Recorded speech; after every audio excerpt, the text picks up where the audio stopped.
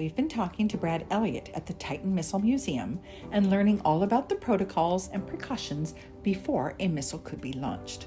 On this segment of Ms. World Traveler, we're off to see the actual missile silo.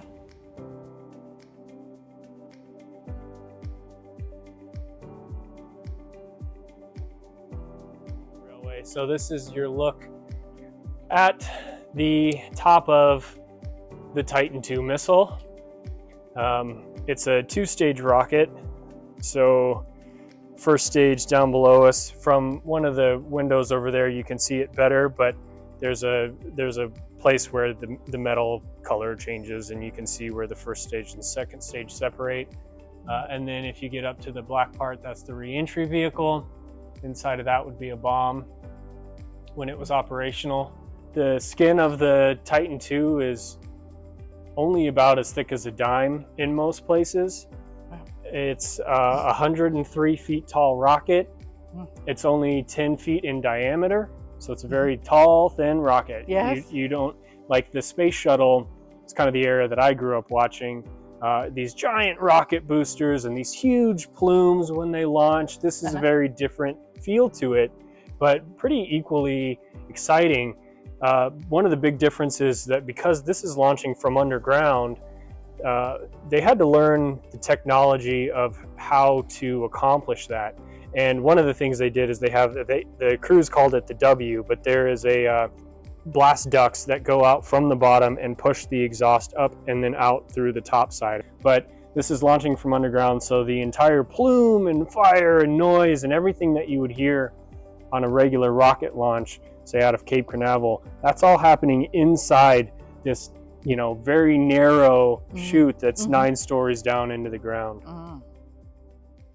This is actually a famous film location.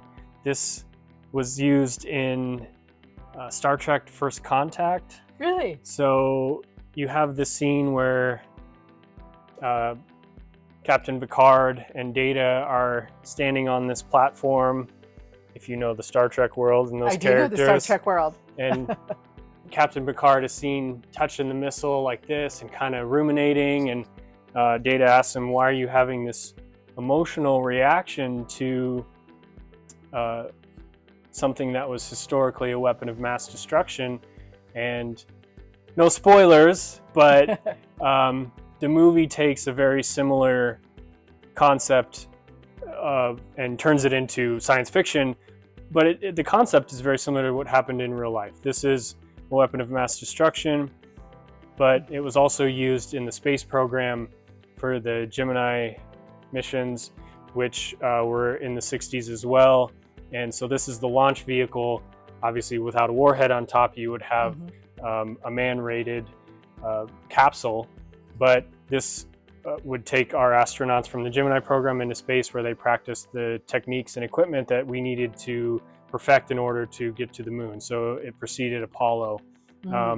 And I mean, off of a Titan II rocket was Neil Armstrong's first trip into space. Wow.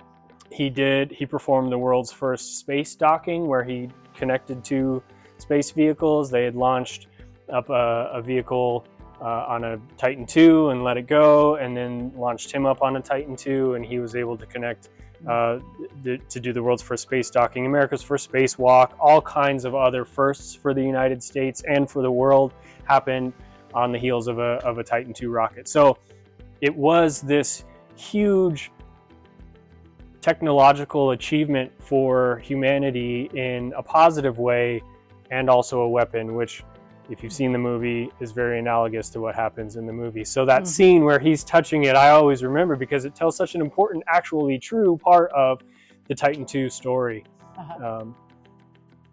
Yeah, feel free to reenact if you want to. Okay. All right. You ready for the...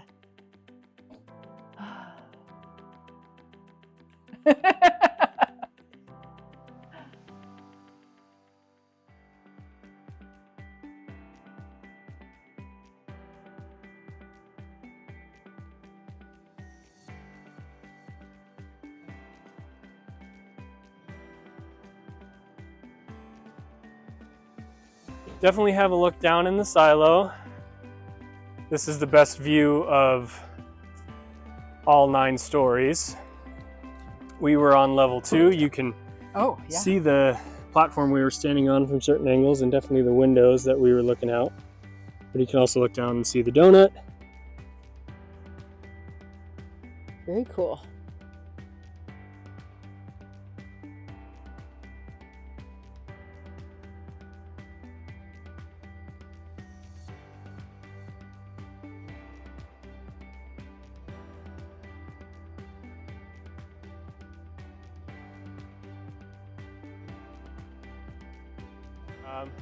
But we're standing in front of the engines now. So here's stage 1, which was 440,000 pounds of thrust, which, as the sign would say, is about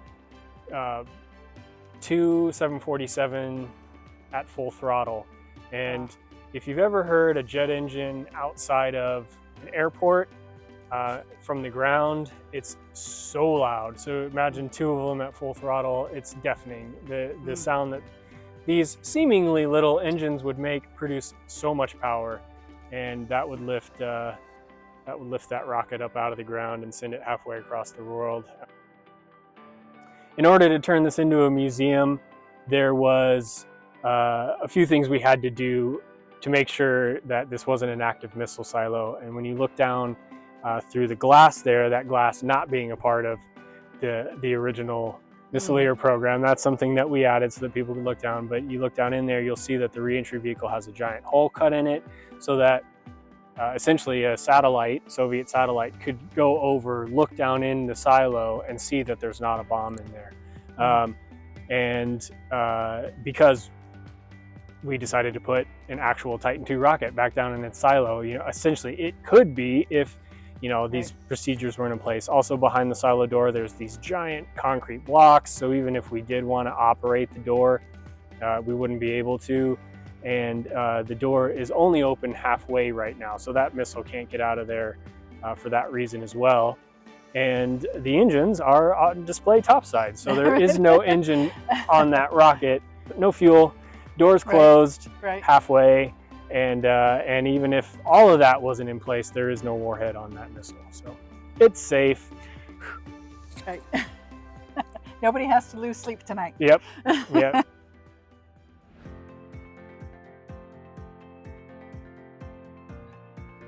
The only remaining missile silo site open to the public, the Titan Missile Museum, costs around $20 and is about halfway between Tubac and Tucson, Arizona.